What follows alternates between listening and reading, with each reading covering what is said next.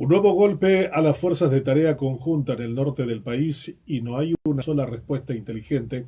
acerca de cómo tener que abordar este problema. Lo mínimo que puede hacer el gobierno es relevar de sus cargos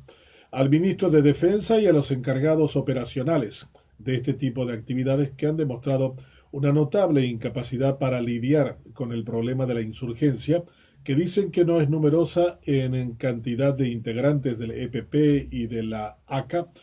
pero que tienen un componente explosivo en la zona que termina minando todo nivel de confianza en el trabajo de los actores, que es el narcotráfico. El gran problema del norte del país radica en eso, y lo que algunos creían que el conflicto se iba a dirimir sobre la base de que no querían que las fuerzas militares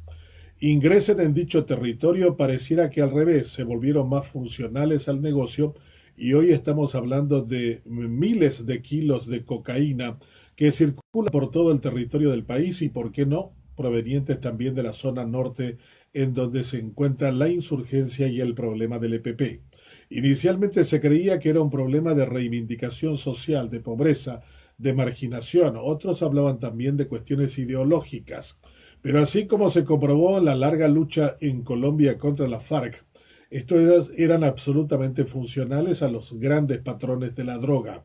Estos encontraron aliados importantes en los llamados insurgentes y con ellos hacían pingües negocios que iban en favor de ellos y en contra de la economía en su conjunto. Habría que pensar soluciones holísticas, amplias, generales, incluyentes, aquellas que realmente demuestren la voluntad de alcanzar una solución, porque lo que estamos viendo hasta ahora con estos 3 militares fallecidos en el norte es que la voluntad, el deseo de dar un paso hacia algo determinado está muy lejos y lo que parece imponerse el status quo, seguir con lo mismo e inclusive en circunstancias como las que se dieron ayer, encontrar el pretexto para que nada cambie.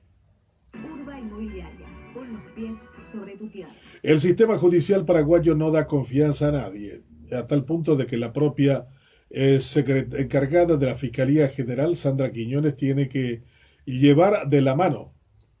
a un agregado de justicia de la Embajada norteamericana para que participe del proceso de González Daer, el mismo senador que era quien ponía y sacaba a los jueces y fiscales para su provecho propio y que cayó en desgracia, como dice la expresión paraguaya.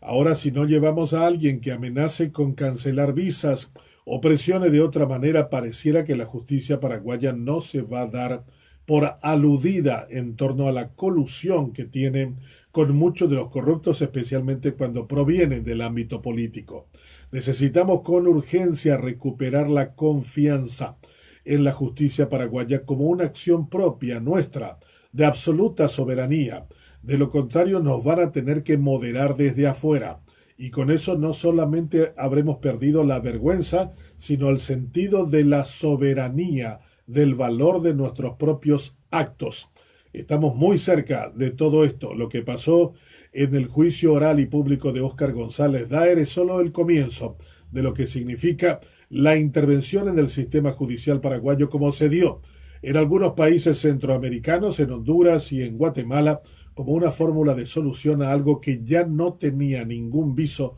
de buscar opciones de alternativas a nivel local. Los paraguayos estamos perdiendo por goleada frente a la corrupción de la mano de una impunidad impulsada por jueces y por fiscales. Urba Inmobiliaria, traemos desarrollo. La cuestión cibernética es una cuestión cada vez más delicada que requiere un trabajo mucho más inteligente y serio que el que hacemos.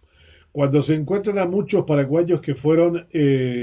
finalmente colocados en el padrón colorado contra su voluntad, nos estamos preguntando cómo pudo haber acontecido una circunstancia de ese tipo, de dónde sacaron la información de muchos de los que se encontraron sorprendidos de figurar en el padrón de la ANR. Esto es un caso grave, demuestra que alguien está vendiendo información de personas que fueron para un propósito distinto y terminaron en el padrón de un partido. También pone en seria duda el concepto de las afiliaciones, si son realmente voluntarias o simplemente se las hacen para seguir manteniendo las ventajas de la subvención del Tribunal Superior de Justicia Electoral. que también ha tenido su escándalo en términos de manejo de ciberseguridad en el tema de las últimas elecciones. Requerimos mirar una acción concreta y amplia sobre esto. ¿Quién asegura los datos que estamos brindando a los que nos vacunan, a los que nos dan un documento de identidad,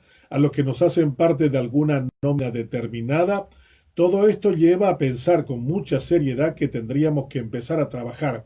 con mayor esfuerzo y ahínco en torno al valor más importante que tenemos en estos tiempos, nuestros datos, la información sobre nosotros, sobre la que muchos grupos corporativos hacen negocio o llevan a tener que votar en una dirección y no en otra. Es el tiempo de recuperar autonomía en esto y fundamentalmente tratar el problema de la cantidad de paraguayos afiliados en el Padrón Colorado contra su voluntad o sin conocimiento alguno, nos demuestra que estamos ante un extraordinario escándalo.